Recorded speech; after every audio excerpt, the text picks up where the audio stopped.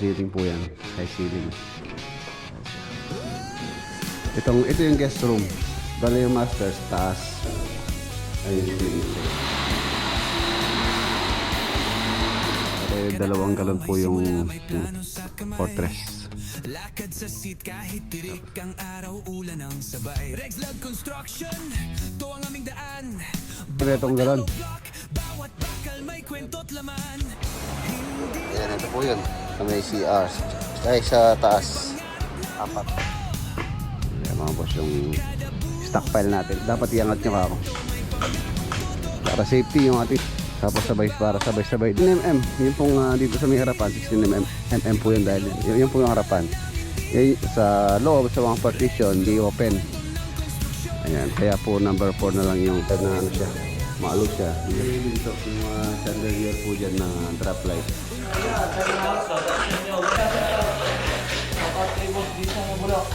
Vlog Construction, tara na't sumalo. Drone shot mula sa taas, progress na mabilis.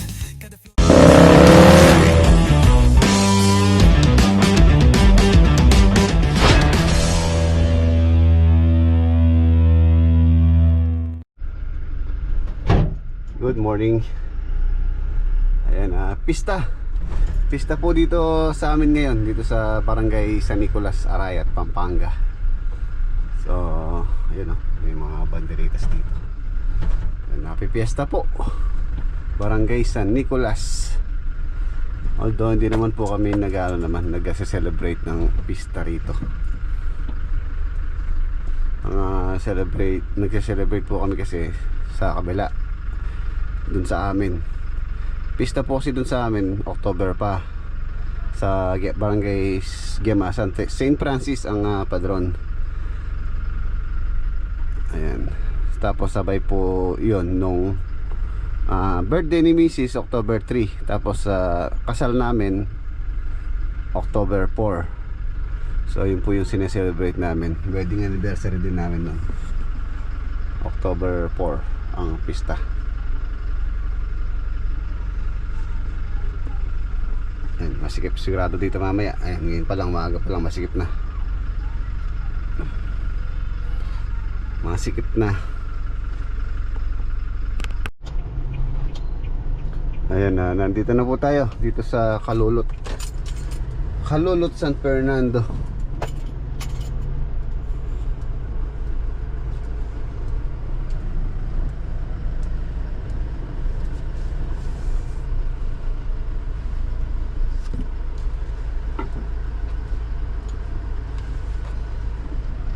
Ayan na yung bakal.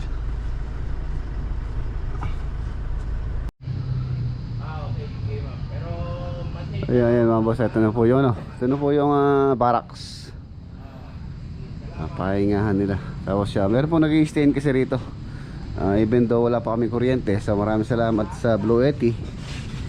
Sa Blue Yeti, ito po yung gamit naming power supply ngayon dito sa site muna habang wala pa yung aming temporary electricity.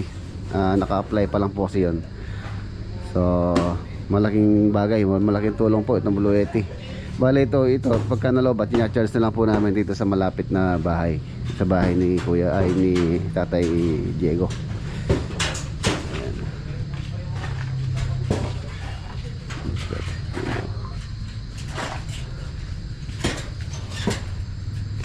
Ito na rin yung kanilang alkansya. Ayan, alkansya. Ayan, ito yung kanilang CR, temporary facility. Siguro more or less mga boss, 4 to 5 months mag-i-stay po kami rito. Ayan.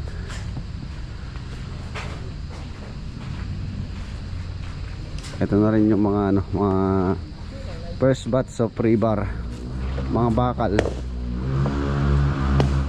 Ayan, meron naman kaming manual na pang-putol, and then nag-aano sila, nagpapabricate na sila ng mga column. Tapos may nagukay.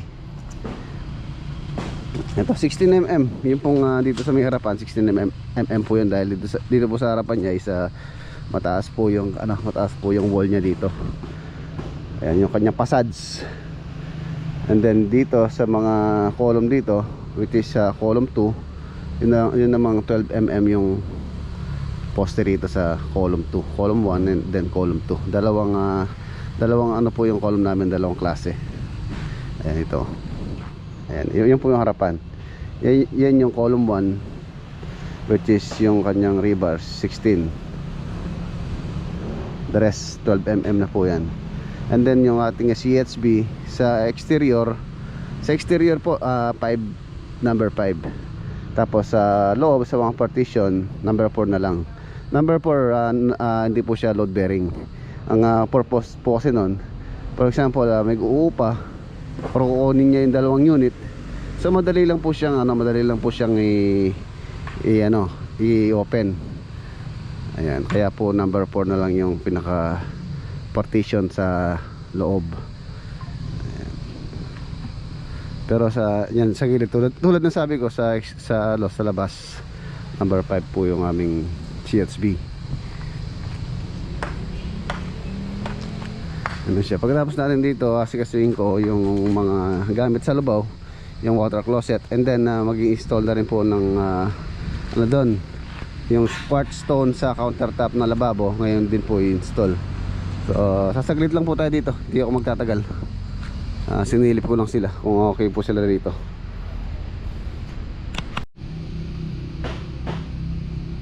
Ayan, ito yung 10mm, 12 and then 16.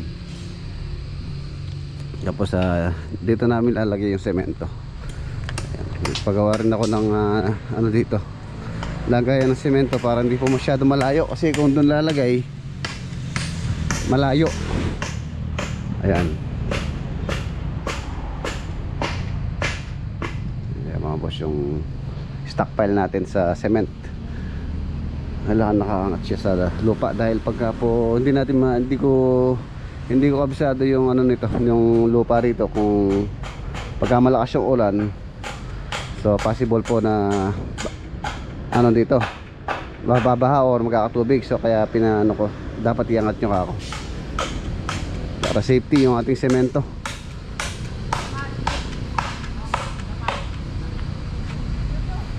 Ayan na, halos sa 33 yung poste po na yan, 33 pieces.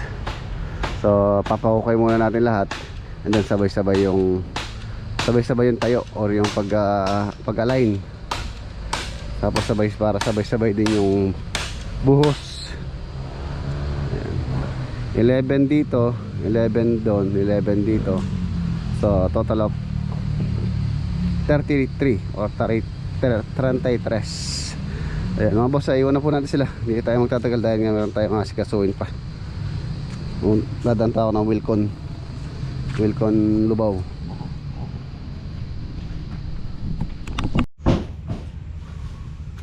Ayan, ito yung binhing binili ko po nung isang araw. So nakapagtanim na sila dito. Ayan, ganda pa naman lupa dito. Ano po siya, taba.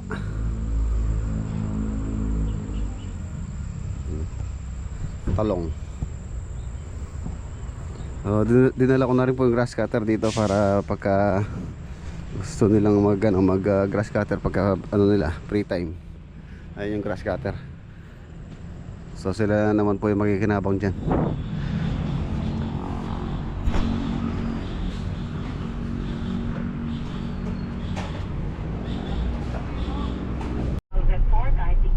Ayan, daan muna tayo dito sa Wilcon Lubao. Kukunin ko na po yung mga water closet na napili po nila owner doon. So pwede na pong i-install. Hindi niya sigurado kung iisa lang ang Ben Ramos sa Blue Ribbon Committee, kaya magsasagwa siya dito Wilcon Lubao. Ginagampanan ang kanilang mga gawain. Sabi naman ni Senate Secretary Attorney. Ayan, ito. Yun o. 91,800 water closet. Meron po siyang sensor.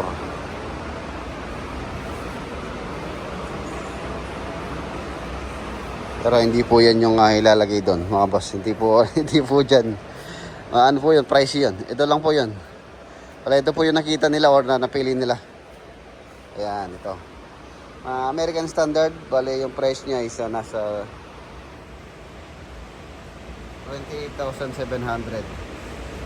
So, apat po yung kailangan kong ganito. Isa sa master, guest room, tapos 2 kwarto sa taas. 2 kwarto sa taas pala, may CR yung isa, and then yung isa common. So, yan po. Tapos yung isa, sa Harvey Ramos, yung pong sa may powder room. And nadaanan ko na rin po yun, dalawa ko na rin. Tsaka yung mga shower. Ayan. Ito ang pakay natin dito sa Wilcon, ito. Ayan. Ang ganda po siya. Tapos kasama na rin yung kanyang bidet na automatic. American Standard. 22,000, 18,000, 21. Ito, medyo mura, 18,300. Ito pinakamura, 13,600. Sa American Standard pong brand yan. Tapos meron pang ibang brand dito. Ito naman, yan, American Standard din to. Ito naman ay nasa 84,000. So itong ganitong mga water closet mga boss, sa mga ano na po ito. Sa mga sa mga project na luxurious or yung mga matataas na po yung kanilang budget.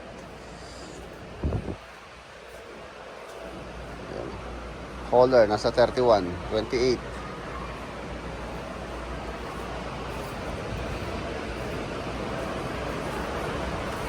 Renta 53,000.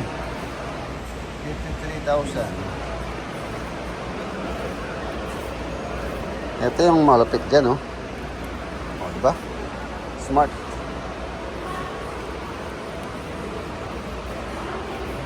Gorohe. Alam ko, meron pang ano dito. Meron pang yayamanin na toilet dito, eh.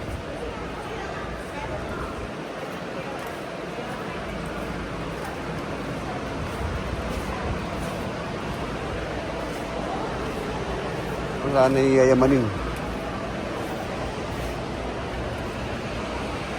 Pinakamahal yung 98, and then ito yung pangalawa.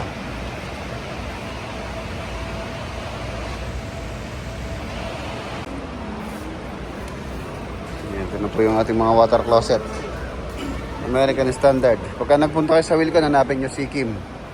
Ayan ang si Kim. Siya po yung nag-a-assist sa akin dito.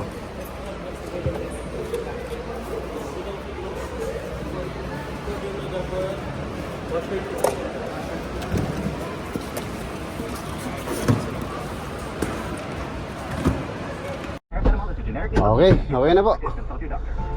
Tara, site na tayo. Lawak na pagbibigay ng kalamang pangkalusugan. Healing galing with Doc. Ayan, narito na tayo sa site. Dito na ako sa harapan dumaan para po maibaba itong mga water closet. Yun, oh. Wow, ganda na, oh.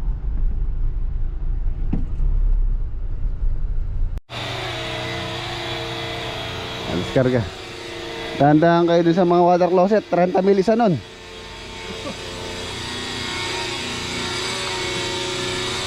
Ano lang po yun, nasa 28,700.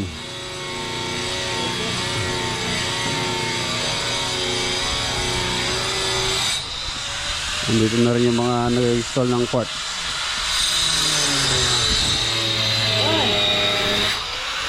Sada ko ba? Shoutout, Boss Reds. Boy Jason Wabulok. Ikwata lalo. Hanggang matuloy-tuloy hanggang Jason Wabulok. Siya meron bigay. Shoutout, Boss Mac. Boss Mac. Boss Guerrilla, Jeans.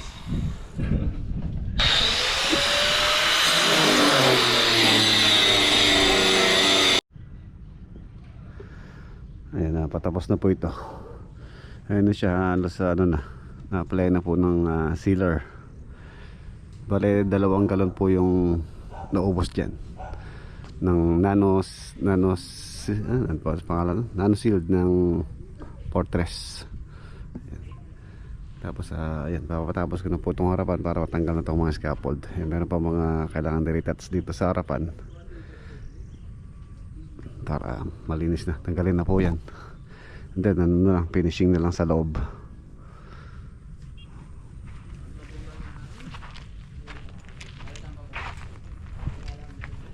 Yun yung walang sealer. Tapos pagka nilagyan ng sealer, ayan po, nawaan na siya.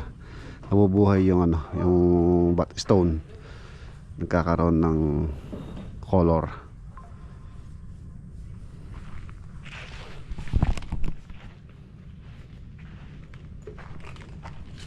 Kasi ito ba itong galon?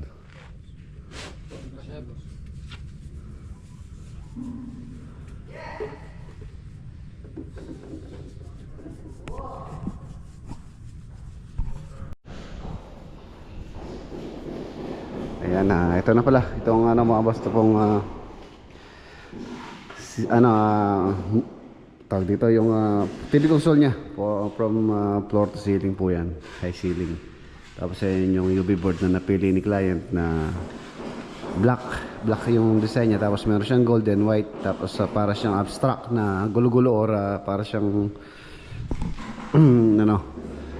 design na abstract nga. Ayan. Ayan siya. So, tapos meron pong TV rito yan. And then meron pa siyang cabinet sa ilalim. Tapos meron pa ilaw sa gilid. So yun, hindi ko pa po na prepare yun yung ilaw. Pero may abang na po yan para dun sa kanyang ilaw. Hanggang doon sa ceiling. Yan, okay na. Tapos yung ilaw. So yung ilaw bukas i-deliver yung mga ilaw dito. Yung chandelier dyan. Saka yung mga ilaw dyan sa center. Kung mapansin nyo, wala ko pong ilaw dyan dahil hindi ko pa po pinalagay yun. So ngayon pwede na siya. Naka-enclose na tayo. Or ano na, talagang hindi na po papasok yung alkabok at saka ulan. And then yun nga, nagpipinis na po sila ng wall. Nag-spot tayo sa mga area na hindi pa ka-nais-nais. Tulad dito. And then ito yung guest room. Bale yung master sa taas, which is same layout lang din naman. Pagka daw po di na makakyat sila owner, so dito na sila magkakwarto in the future. Tapos ito yung CR. Dala ko na rin yung dito, yung water closet po dyan po yung yung binili natin sa Wilcon, yung 28,700. And then yung shower, dala ko na rin po yun, so i-install na po yun. Tapos yung cabinet, yan yung cabinet po, si paring Maclagunilla yung pong gagawa. Yung mga modular cabinet po yung lahat ng cabinet na i-install dito. Modular, and then PVC board. Tapos laminate siya ng kulay gray. Buksan natin yung bintana para sumingaw. Ito yung bintana niya, yung screen niya pala. Ay, yung screen niya, pag ganyan siya. UPVC ang bintana na to. Buksan natin para merong hangin na pumapasok. Ito, ano po to? Walk-in closet po yan. Cabinet po lahat yan. Floor to ceiling po yan. Buksan natin yung ilaw rin. Ganda.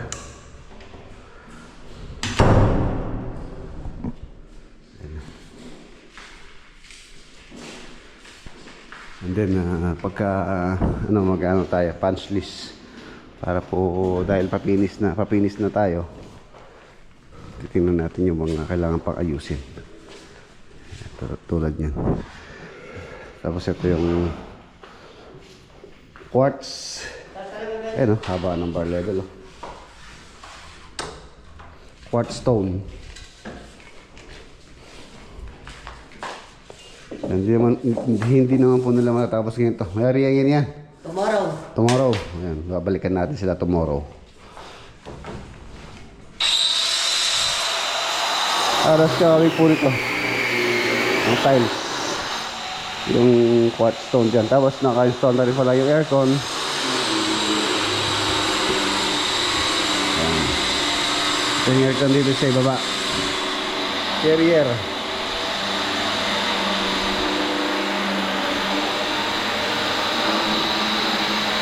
Ayan tayo sa taas. Na-imagine ko pagka nakalagay po yung ilaw dito, ang ganda. Ang ganda niya.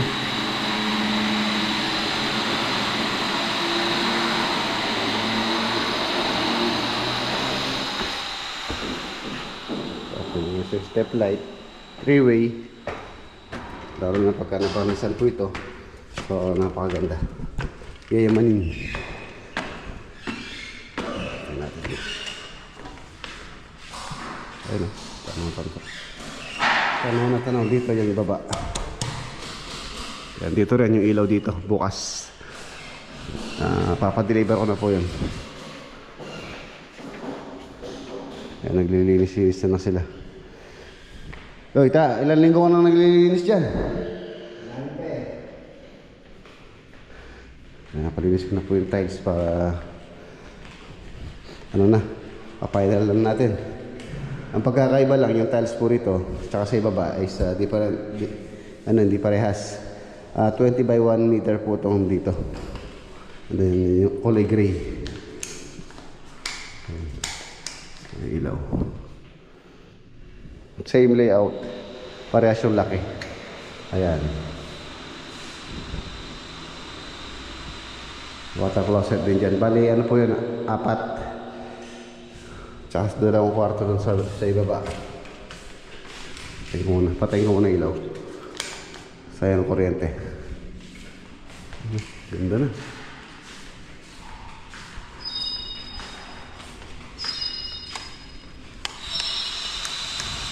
Ito yung mga ilaw, isa tricolor po yan.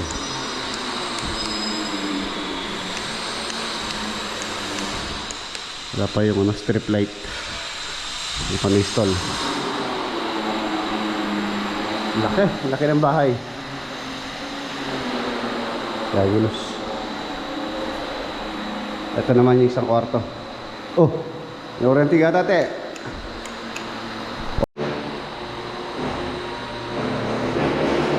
Palinis na rin. And then ito yung kanyang balcony. Ganda na lock ito. Kaya nakadiretso siya ganyan, nakalock po siya. Ayan. Yun. Lock. Ano pumupo sa yan. Tapos magandahan yung string niya. Maganda patigas po. String po yan. Halos kalahati ang ano po niya sa aluminum, sa presyo. Yan, ito, stoko. Stoko finish.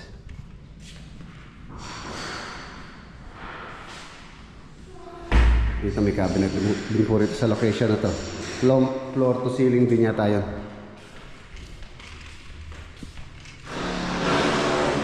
Ito yung CR.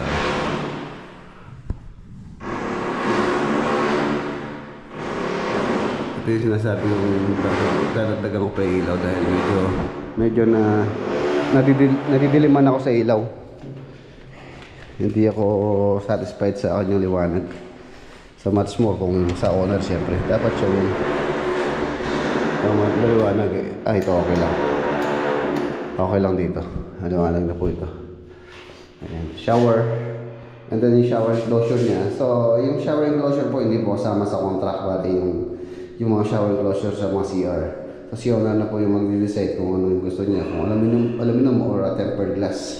Kaya po sa mga contract namin hindi po siya included. Tapos meron pang ano dito, cabinet. Yan, marami po yung cabinet dito.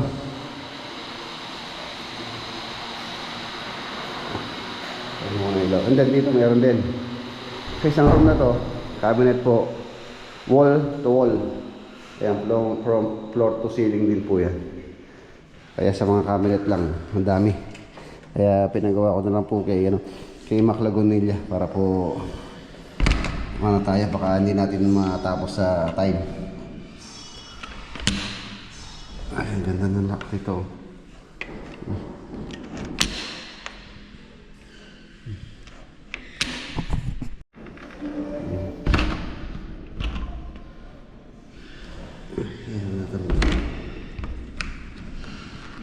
Ayan, nakalock siya ganyan. Tapos pagkabuksan mo, Maganda yung kanilang lock set.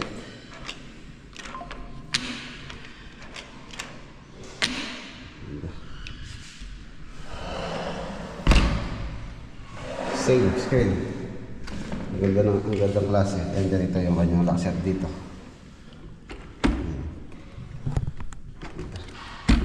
Sulit. Magandaan dito mga boss, hindi po siya maalog. Hindi katulad ng aluminum pagka pumahangin,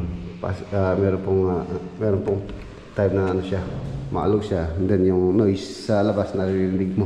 Hindi katulad ng UPVC. Napakaganda niya. Yun na.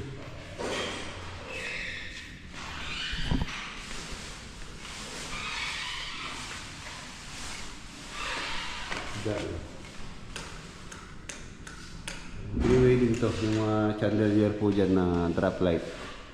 Three-way din yan. Ayan. Tapos yung sa may step light. Three-way.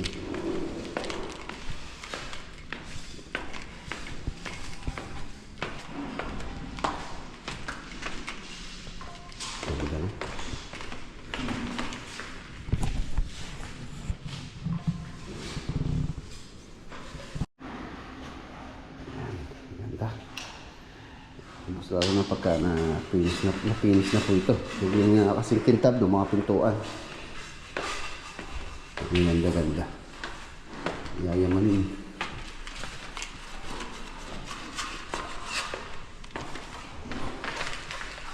Ito yung ginamit naming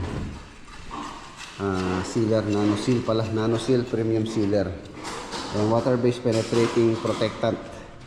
Nasa 4,000 po. Kulang-kulang 4,037 pala ang isa nito. Isang 4 liters. 37.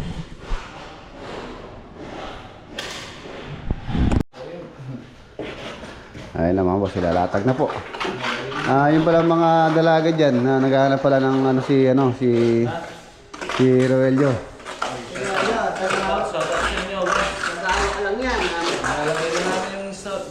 Yung mga dalaga po dyan na viewers natin na pwede nyo pong i-add si Roelio.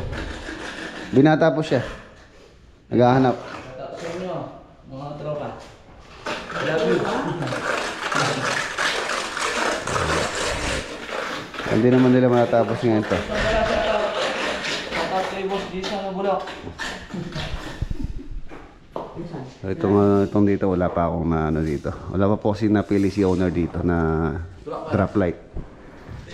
Wala may itong guy, ba't na dalawa? Yun na. Eh, may manakan yun. Kanyan mo yan. Pulutan mo. Pinan mo. Ayan, nakaba oh.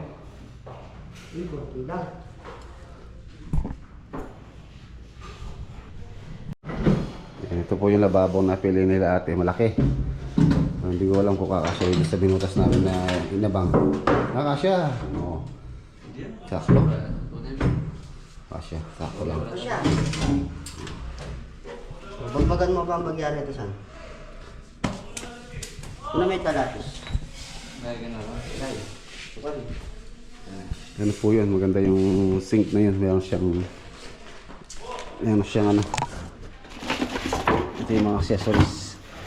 Yan, pagka nakalagay na lang. Bukas matatapos nila yan. Ganda oh. Ganda. Laking bahay. Itong kwarto. Dito tayo. Oops, ano tayo? 1, 2, 3. Followers.